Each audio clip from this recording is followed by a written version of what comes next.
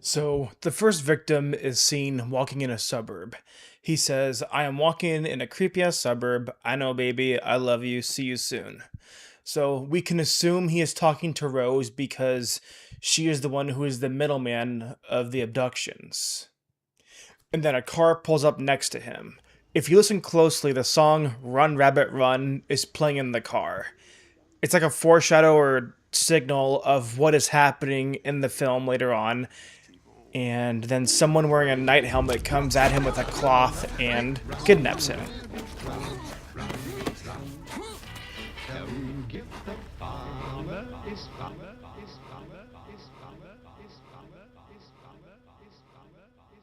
And with that being said, here's the finale for the NLPR pilot season. As usual, I am Jack, your host. So when Rose is at the front door, the numbers on the door caught my eye. Their apartment number is 208. The number behind her on the shot says 206.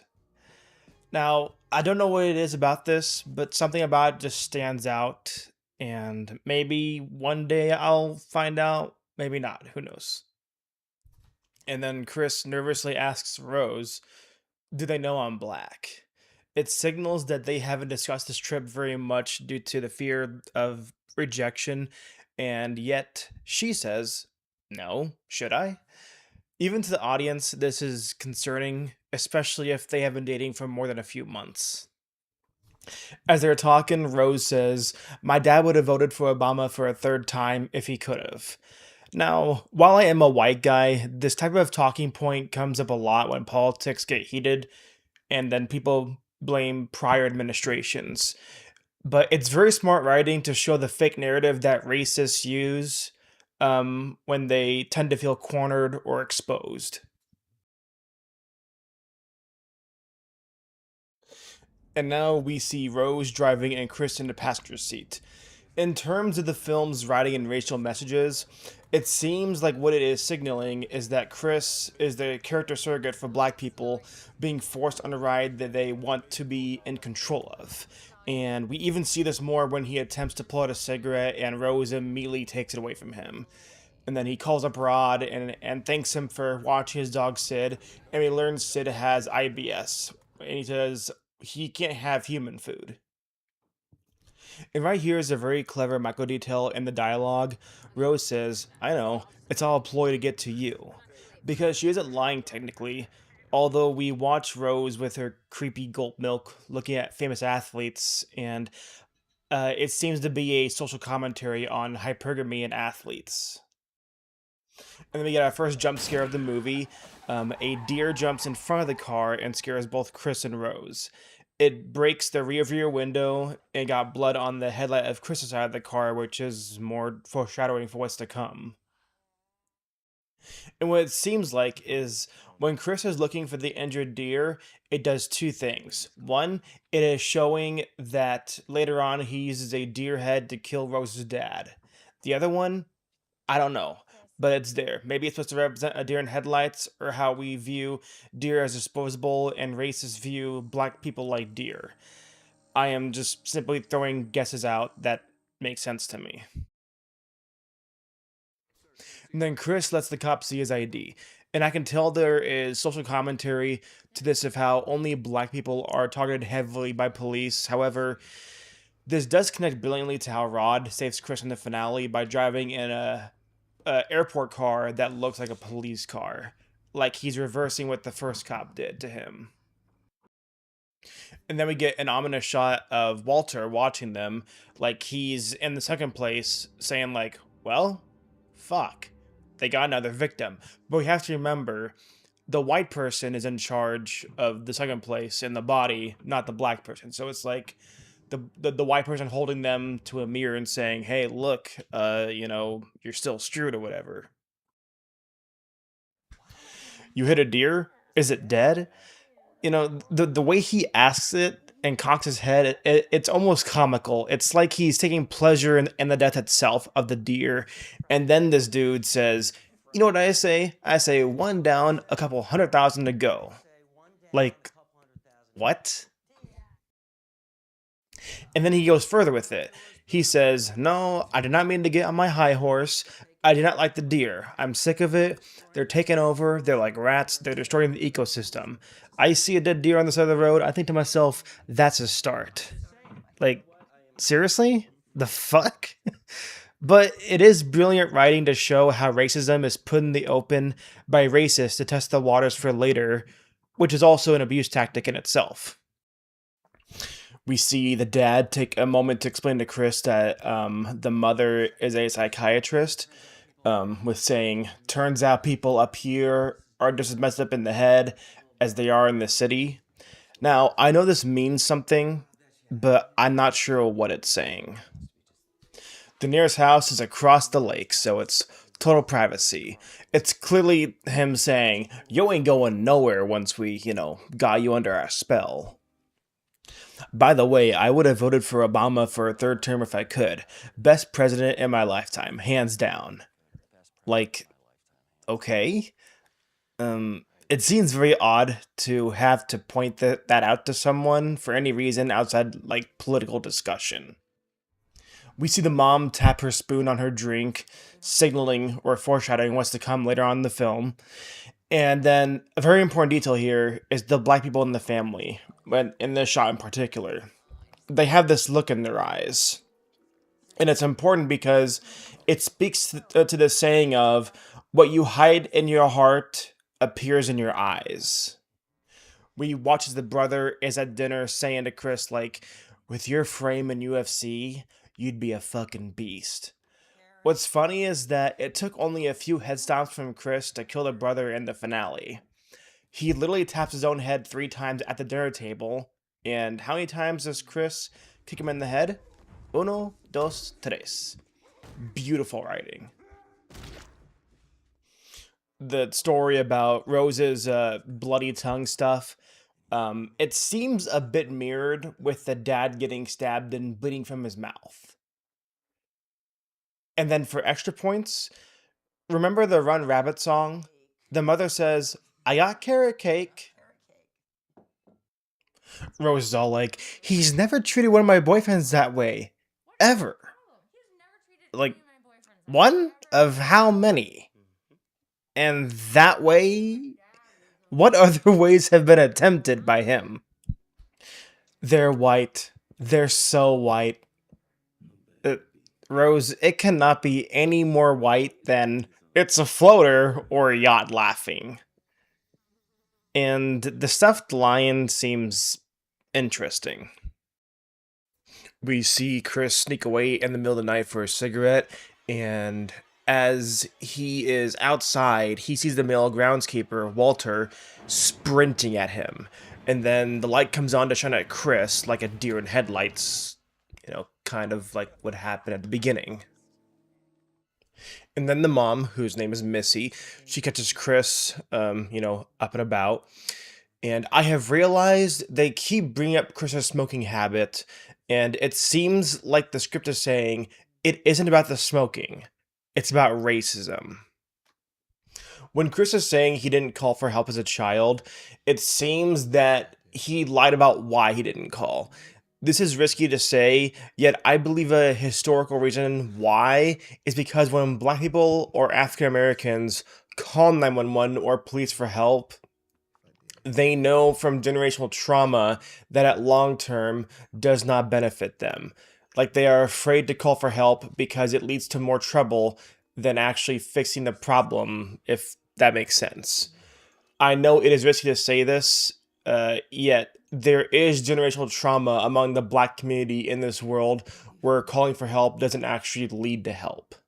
So when you look closely at Chris scratching the edge of the seat, it comes from the traumatic memory.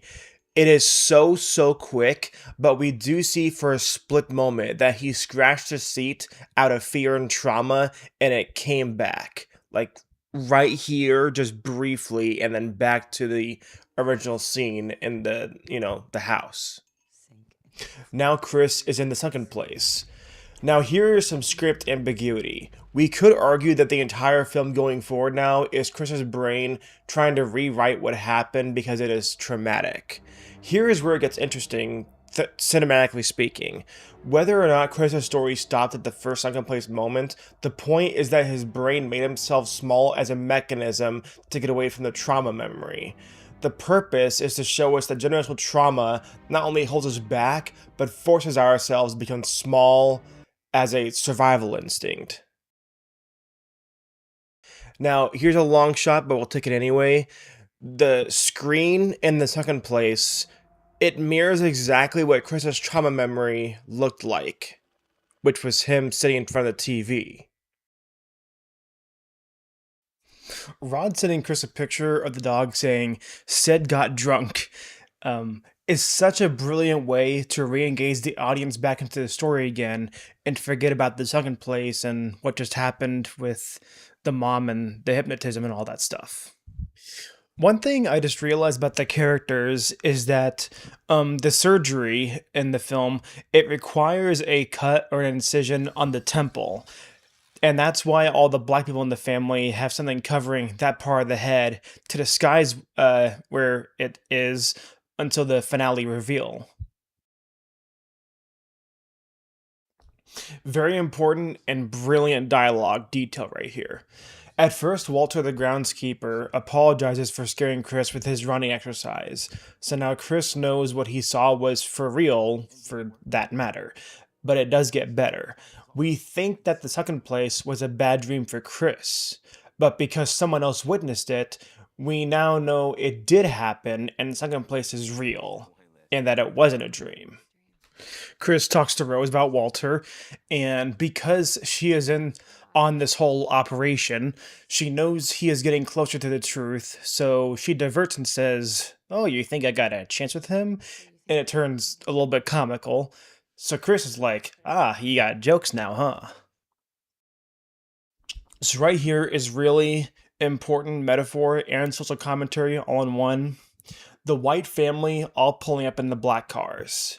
Like the script itself, the white people take over the black people's possessions and make it their own.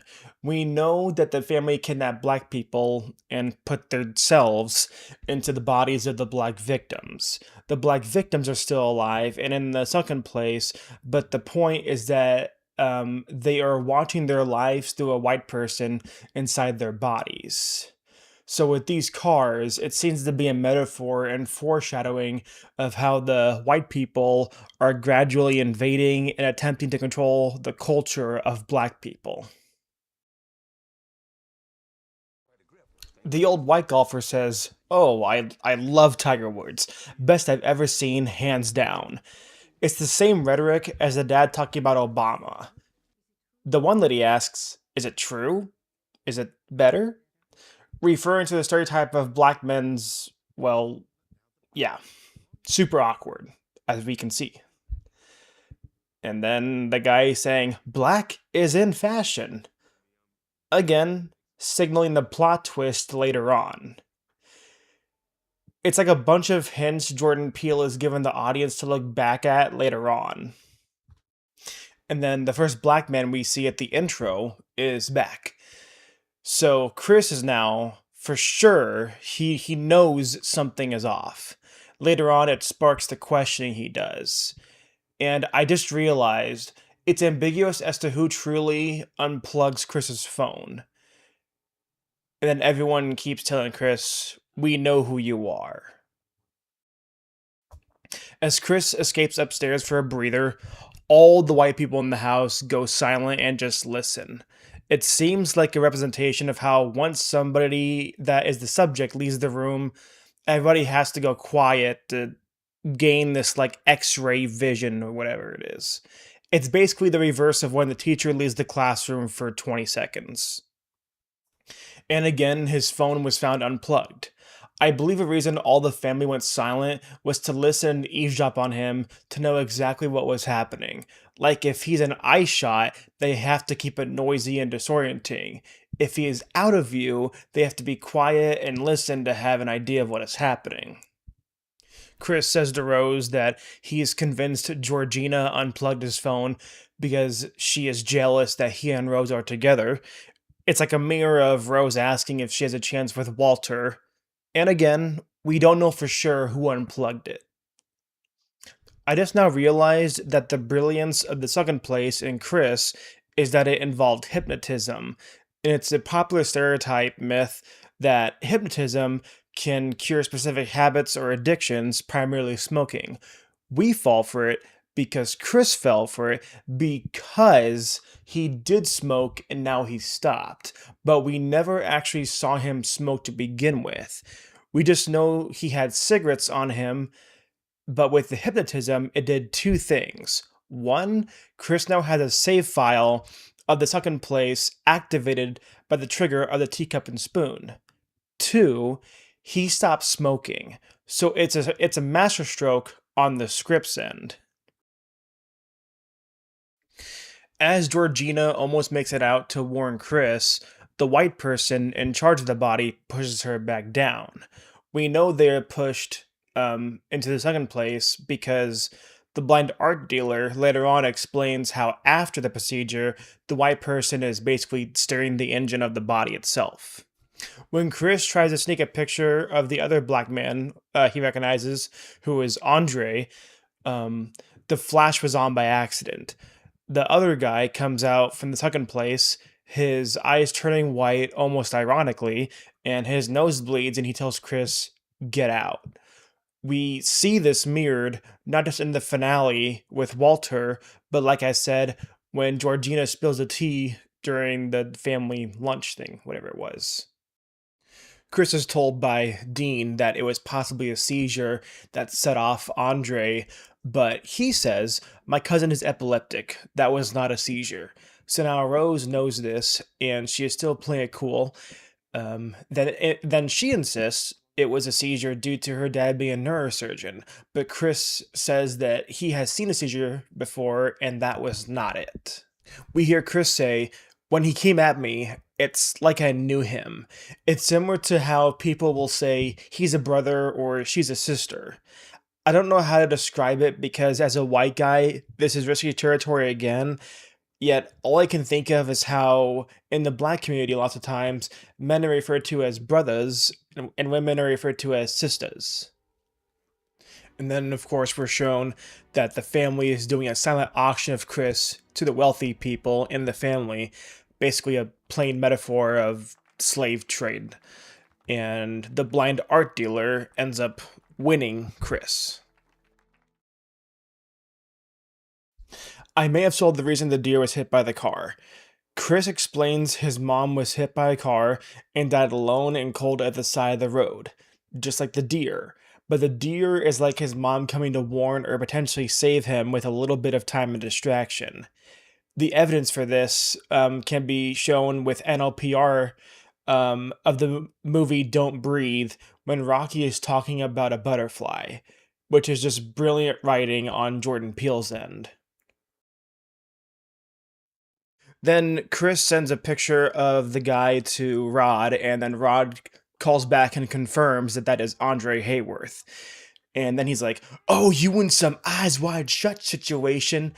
And this is especially funny because prior to this video essay, I had just gotten done watching Eyes Wide Shut myself, so that was just a weird coincidence. Chris then finds a closet open with evidence of the whole setup and operation. The box that all pictures are in is a blood red color, just like the ritual and pool table scene in Eyes Wide Shut. So it's a great reference and Easter egg.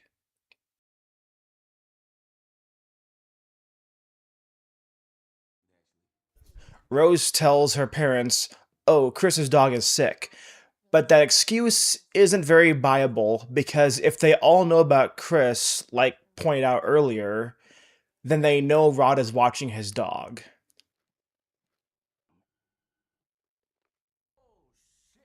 Rose says, "Oh, you were one of my favorites." It's like comforting someone after hurting them to ensure they don't tell someone else what you did. And again, it's an abuse tactic.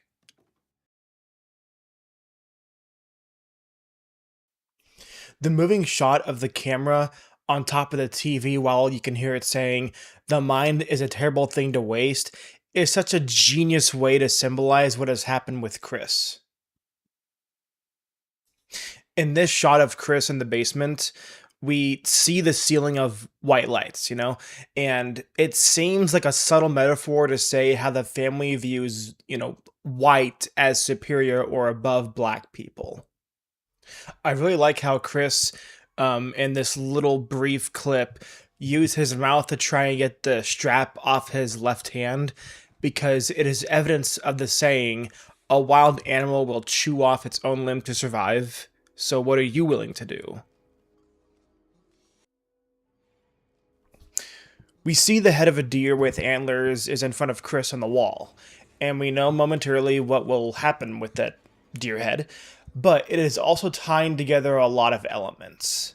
To me, subjectively, the deer head in the middle of the two lambs represents how humans are divided into and animals are right in the middle of it all. The TV playing in front of Chris right here is just like the TV in front of Rod, and it's putting together a silent metaphor of Chris's mind. It's kind of circling back to the whole thing of like, oh, it's a perfect thing to waste or whatever, or a terrible thing to waste. It just ties together a silent metaphor, if you catch my drift. Here is something very interesting and important. The family says, behold the coagula, and they point upwards. And because the deer head is above and it's in front of Chris, we assume the deer is a coagula. But there is no species of a deer called a coagula. So, taken from Google, coagula generally refers to a coagulated mass, clot, or curd. In pop culture, it is famously the name of DC Comics' first transgender superhero, Kate Godwin, who has the power to coagulate and dissolve matter, or the brutal consciousness transferring brain surgery method used by the villains in the movie Get Out, as we have known about this film. So, if I am not mistaken, what the film and script are saying is that the coagula is actually the Armitage family, because they are a coagulated mass, and he also says, with my own flesh and blood. And I know that in plasma donation or blood donations, anticoagulant materials are administered to patients because they are designed to prevent a blood clot, which can kill or seriously harm somebody. However, the misdirection with the deer is actually supposed to circle back to the deer commentary from the dad. No, I did not mean to get on my high horse. I did not like the deer. I'm sick of it. They're taking over. They're like rats. They're destroying the ecosystem. I see a dead deer on the side of the road. I think to myself, that's a start. While he doesn't say coagula, what is implied is that the deer are a coagula, a massive deer. And maybe that's why Jordan Peele put the deer not just in the film, but in the midst of the lamps, to show a force of nature much larger than humanity is. And to go deeper, in A Bug's Life it says, those puny little ants outnumber us 100 to 1. Deer outnumber humans on some scale. And the fact that Chris uses a deer to kill the dad and then leave it there is doing a lot of things at once. For one, Chris's trauma of his mother. Now, remember how I mentioned that the deer hitting the car on Chris's side was likely a manifestation of his mother? Maybe the one kill of the father using the deer head was Chris's mother coming to help him get the leader of the family out of the way. And two, in Chris's trauma, he explains that he was watching TV when his mother died. Chris is literally in front of a TV in the finale. And so going from that to using a deer head to kill the leader is his mother's final manifestation in the script to say, I love you, it is okay, now let me rescue you. Right here is a huge detail with the spoon and teacup again. Now remember, the sunken place happens only when the spoon is tapped and on the cup. The spoon at this moment was never tapped. So therefore, Chris couldn't have been put into the second place or knocked out again, but he did this to make sure that he didn't fall victim again. It's like a play dead kind of thing, circling back to how I said, him chewing on his left hand strap is like chewing through an animal's limb. I like that Rod is saying, I think that they are abducting black people, brainwashing them, and making them sex slaves and shit. because it points to how often conspiracy theorists turn out to be right with only a handful of errors or less. Because he isn't wrong that they are being brainwashed, but the sex slave part is technically true and not true. At the party scene, that old lady is like, is it true? Is it better? Which is referring to the stereotype about, genitals of black men. But that's not because they are sex slaves. It's just because the white family simply wanted the benefit of it. They got two brothers and a whole bunch of others. This connects in an NLPR sense right back to the two lamps and the deer head. The two black men, Chris and Andre, and the middle is the coagula of other black people, or a coagula of deer, which is just brilliant writing, if that is what is tracking. I notice in this scene the whole time it's cops.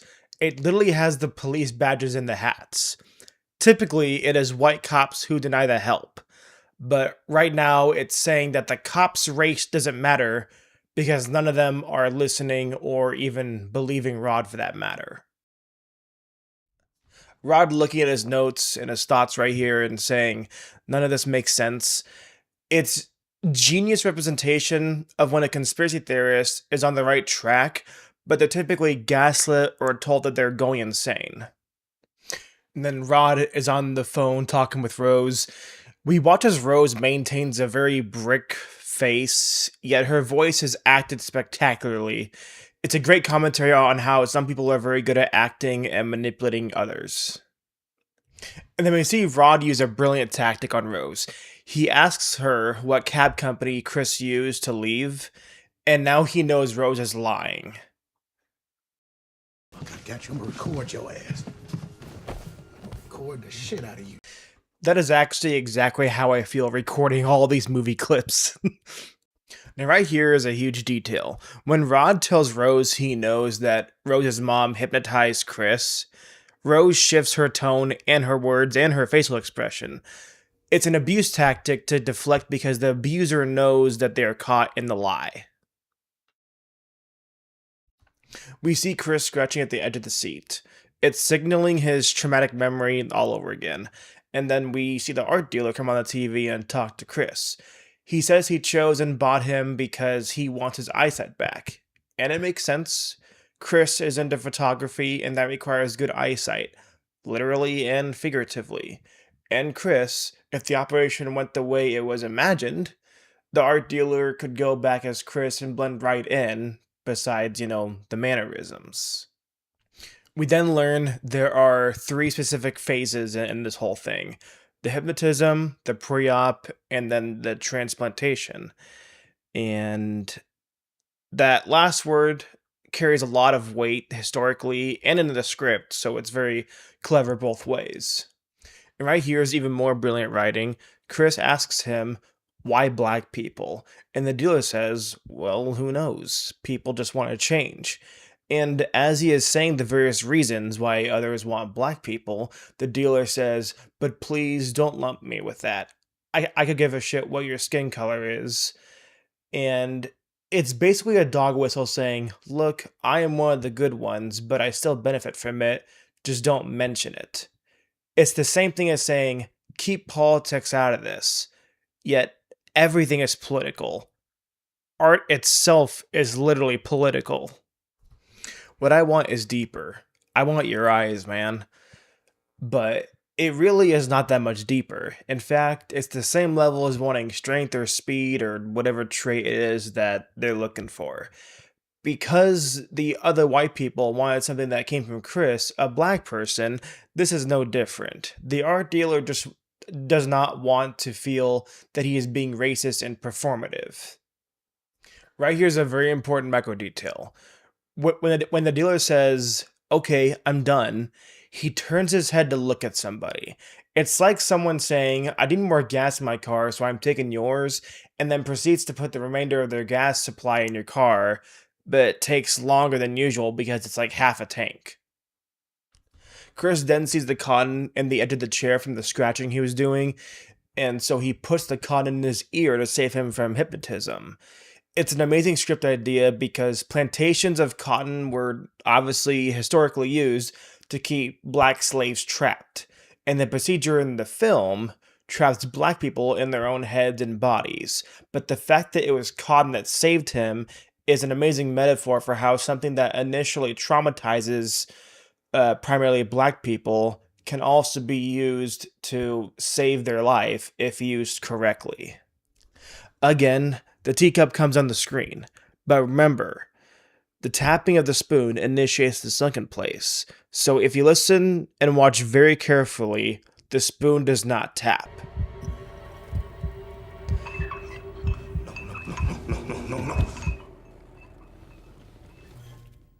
Chris acted like he was asleep, and then the TV shut off. So they are convinced Chris is asleep when again he's just playing dead.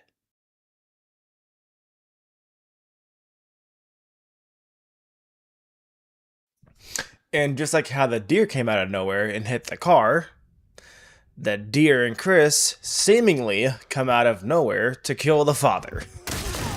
Also, the blood that comes out of his mouth is like a callback to the story of Rose biting the guy's tongue. Chris then breaks a teacup, which saves him because now the mom is defenseless against him. And so she goes to her last resort and stabs him in his left hand, which is the same hand he went for with his mouth when he was chewing the strap. Chris then finally kills the brother, as we have known, with 3 stomps to the head. The same amount of times the brother tapped his head at dinner. We watch as Rose is eating cereal and milk, but very oddly, it's one piece at a time and she's loudly gulping the milk. It's fucking weird. Her face also looks more oily than it has been, like she's inhuman. Then she is looking up top NCAA prospects, which again, it's a social commentary on hypergamy. Chris then steps into a car which is proven to be the same as the beginning, with a night helmet and Run Rabbit Run playing on the radio. And the car itself is white. It's tying all these things together at once. It's like a way of saying, oh look, a white knight. And then he calls the cops for help. And then Chris accidentally hits the other black woman, Georgina, and his childhood trauma comes back to haunt him momentarily. Then the car crashes, representing the end of the Armitage legacy. For a brief moment, we do see the scars on Georgina's forehead, and they are proof that the long hair that she had, as well as Walter's hat that he wore, were hiding the procedure in plain sight. Because that's how they, did the whole operation in the first place, so they have to cut and it leaves a scar, so yeah. Quick side note, it's almost poetic how, because the art dealer was blind, Walter tries to gouge out Chris's eyes. It's like a weird way of saying, well, if I couldn't have it, nobody can, or something like that. And then as Chris takes the flash picture again, it yanks Walter out of the sunken place momentarily, just like what happened with Andre at the party. And then Walter committing suicide is like his way of saying, if I stay alive, so does the white person in charge of the body. The cop car pulling up right when Chris is choking Rose is such a beautiful display of how the cops show up at the worst possible times and then flip the narrative of what's happening. Because we see Rose flip right from gentle girlfriend into, help me, officer. And right as Chris accepts that he fucked up, Rod reveals himself. And then, one more way to tie Rose back into her own words is she has blood coming out of her mouth. Just like her story of her kissing the guy and biting his tongue off.